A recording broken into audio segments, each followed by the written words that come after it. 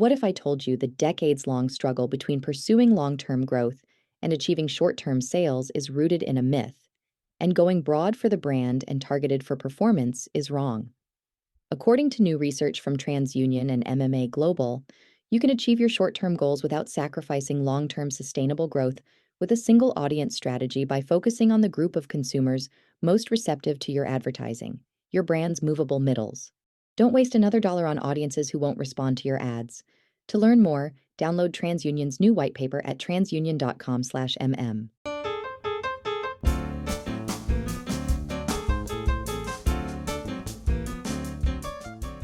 Hi, I'm Brandon Dorer, brand marketing reporter at Ad Age. Welcome to this week's edition of the Marketer's Brief podcast, a weekly discussion of marketing news and trends that have the industry buzzing. In October, the NAACP launched its largest campaign to date called Keep Advancing. The campaign calls out activists who participated in largely performative stunts like Blackout Tuesday before returning to their normal lives and tuning out ongoing racial injustices. Today, we're speaking with Abba Blankson, Chief Marketing Officer of the NAACP, about the organization's decision to invest in such a large campaign and how it'll keep the message going following the election of Donald Trump as President of the United States. We caught up with Abba while she was traveling, so you may hear some background noise. Here's the conversation with Abba.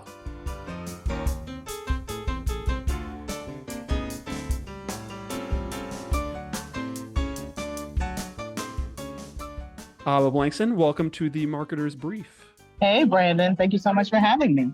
It's great to have you. So to start, I think most listeners do, or at least should know what the NAACP is. I think it might still be helpful to hear a little bit about your job to start, what you do, if you could tell me a little bit about your role in the organization. Yeah, absolutely. So the NAACP is the nation's largest, most consequential, most influential civil rights social justice organization. Has been around for 115 years, doing the work of advocacy, doing the work of both proactive and reactive against discrimination, and then also to ensure that African Americans in particular have an opportunity to advance in the United States. You recently launched the Keep Advancing campaign with Edelman in early October. I covered that. I remember it's about kind of calling out some of the performative activism from 2020 that has sort of fizzled out over the past couple of years. Can you, I know that this was a pretty large campaign for you guys. Tell me a little bit about the campaign and why you launched it and why now for it. Yeah. So my job as CMO and Chief Communications Officer, I oversee communications, digital media, marketing, a whole host of things that serve our advocacy work. And advocacy really is changing hearts and minds and pushing people to sometimes to do what they know is right and sometimes to follow up on the promises that they make, right? So that is part and parcel of what we do every day. And as we were thinking about 2025 is going to be the fifth year. We will commemorate, honor the murder of George Floyd, which set off a whole host of protests and a national uprising as people sort of came to grips and sort of saw racial discrimination firsthand, right, in a real way. Now, certainly part of that was in the background of the COVID pandemic and everybody was home and people were forced to reflect in a way that is different than what we may have experienced before. And 2025 will be the 50th anniversary of that moment that really galvanized so many in the United States. So that really galvanized so many in the United States. And I think in that flashpoint, everybody really wanted to do the right thing. Everybody wanted to do the right thing. Everybody was really committed to dismantling racism. Everybody was committed to dismantling systemic inequalities.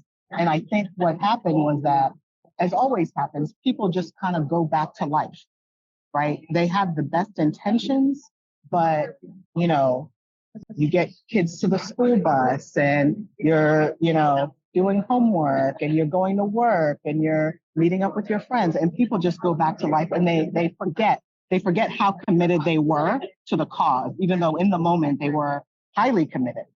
And so I think our frame was, how do we get these folks to re-engage? How do we get folks to remember the promises that they made? Because in some ways, while there has been some progress, there has also been some regression, whether you're thinking about the business climate, the political climate. And so just reminding folks, hey, this is what we said we were going to do. We are a long way from that right now.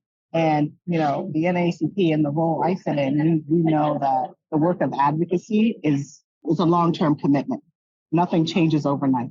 I remember it may have been 2021, Washington Post and other people doing articles about, you know, well, people gave and people committed, you know, in 2020. Has everything changed? Well, no, everything doesn't change in a year just because people donate money. It takes that long-term sustained commitment, sustained giving, sustained engagement to make actual long-term change. And I think we need that now more than ever for so many reasons. I know one of the things that the NAACP was trying to address with that campaign was a fall off in donations, you know, in 2024 relative to 2020. Can you help me, I guess, quantify the fall off in donations that you guys have seen and how you're trying to address that through this campaign? Yeah, so individual donors, no matter how much they gave, small dollar donors, large donors, all of that was well appreciated. We were able to retain one out of every three donors, right? So whether you gave $5, $10, or $100, we're able to retain one out of every three. And the donations matter, but also the internal commitment, right? So if you give however much you give, you tell yourself and you tell your brain and you tell your system that I am committed to this cause. And when issues come up, whether it's in your workplace or other places, you're more likely to speak up, you're more likely to speak out, you're more likely to engage in whatever capacity you can engage in.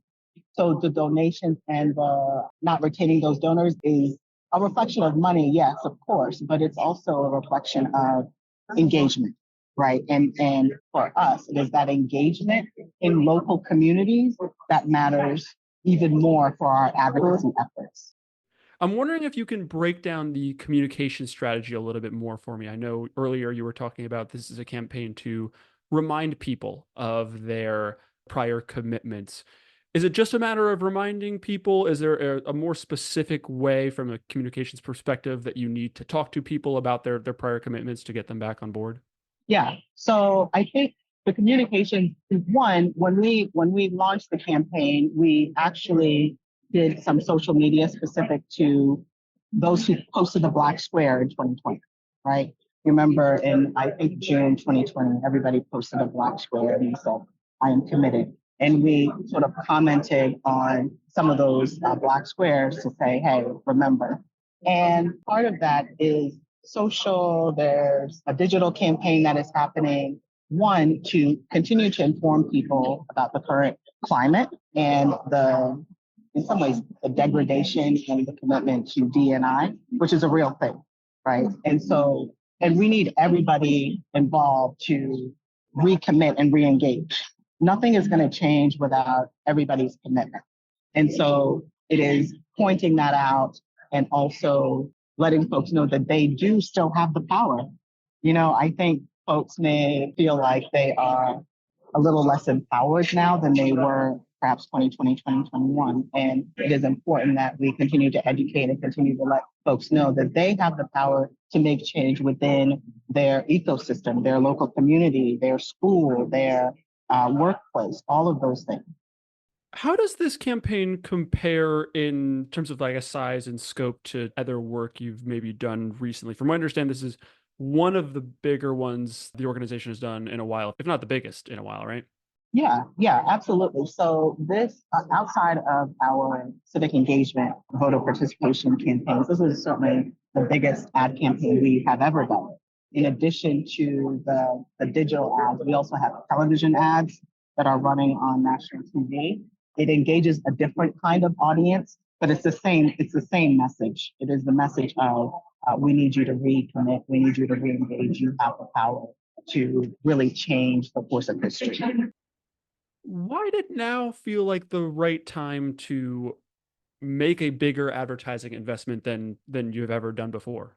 So I think one, the regression, right? I think our DNA, our advocacy DNA requires that we point out when we are taking steps backwards, right? And so in this moment, it was important to just pause for a second and say, hey, we cannot continue down this path, right? We cannot continue down this path where some colleges and universities are rolling back their D&I programs, where companies who made grand promises in 2020 are reducing their support of D&I programs. Others sort of shifting language around D&I for fear that there may be some backlash, if you will. And so it is important that we pause, reflect, and challenge everybody to do better, not because it is in some ways a moral imperative, but because it's a big business imperative. CNBC, I believe in a 2020 report, predicted that Black buying power in 2024 would be $1.8 trillion, right? $1.8 trillion. And so while the work of D&I and inclusion and all of these things may seem like, well, it's a feel-good thing to do, for corporations and businesses, you must do it. Otherwise, your consumer-focused efforts are hollow and therefore performative, right? And folks respond and react to that. I want to return to that in just a sec. We're going to take a quick break for a word from our sponsor. We will be back in just a second.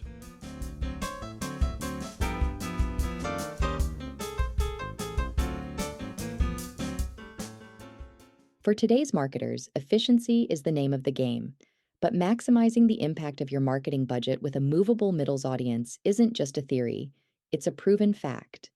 Based on findings from TransUnion and MMA Global, nearly a dozen brands, from consumer packaged goods to banking, boosted their ROAS by up to 23 times when they targeted movable middles, outperforming every other commonly used audience strategy. To explore how movable middles can help you make the most of your ad dollars, download TransUnion's new white paper at transunion.com/mm.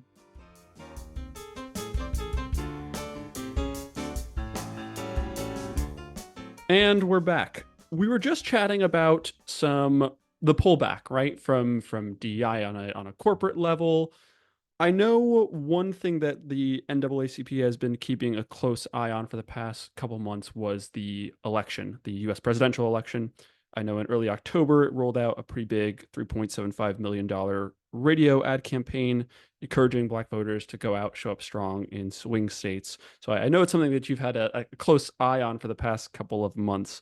Obviously, now we are past that election. We've seen the results. We've seen Trump won. I'm curious how the results of that election impacts the NAACP's marketing strategy. I know at Ad Age we've covered corporate America, DEI pullback, voices on both the right and the left, expecting that Trump's election is going to sort of ramp up, if not at least just continue a lot of this corporate DEI pullback that we saw over the summer. So I guess I'm just curious where that leaves you and then the organization. Yeah, for some organizations, it's a chilling effect, right? And so folks who may be fearful of a backlash, as I mentioned before, some corporations I know firsthand are changing language around D&I. And what they say to me is, we're not stopping that work. We're just changing how we perhaps talk about the work. And for us, our work continues. The election results say we have elected a new president, and that says one thing. I think for us, we would always be committed to advancement. We would always be committed to ensuring that African Americans and others have the best opportunities to thrive. And so our work continues. I know you want to continue with the Keep Advancing campaign that you launched pretty recently. What messaging are you going to try and get across through that campaign, given the results of the election? Well, that we need you now more than ever. I know that there are folks who will wake up every day and be shocked by decisions that are made, or whether it's governmental or corporate, right? Decisions that are made within their own corporations, decisions that are made for the country, and say, well, this is not necessarily what I voted for. And they'll want a place to exercise their voice, and they'll want a place to say, I think I want to do different. And the NAACP is that place where you can participate, you can give, you can volunteer, you can take action. And so I think it just underscores the need for, in some ways, building a bigger tent and allowing other allies to come into the fold because they want a place to exercise their power and exercise their voice.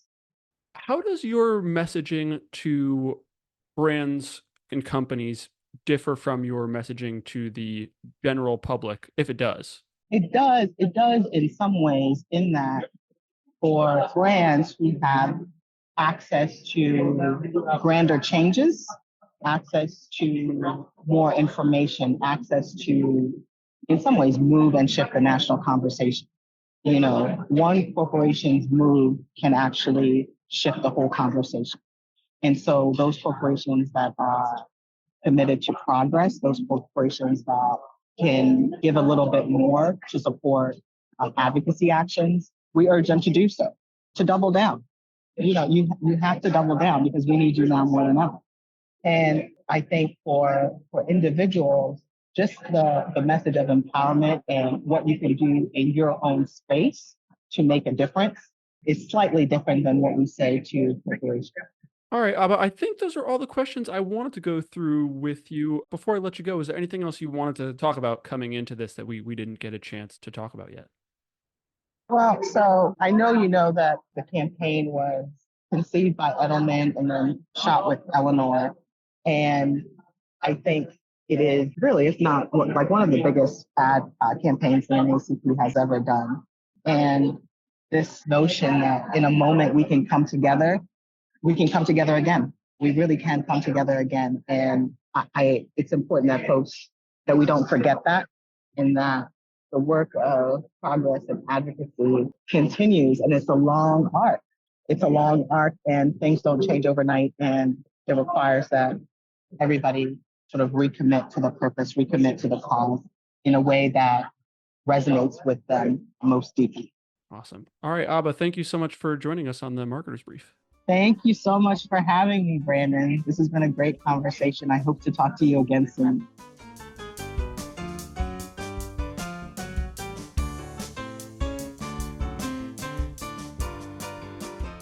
That was Abba Blankson, Chief Marketing Officer of the NAACP, and I'm Brandon Dorr, Brand Marketing Reporter at Ad Age.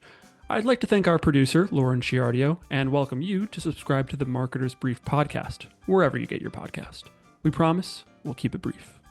Marketers Brief listeners get $40 off an adage.com subscription. Sharpen your marketing edge and visit adage.com/brief for your discount.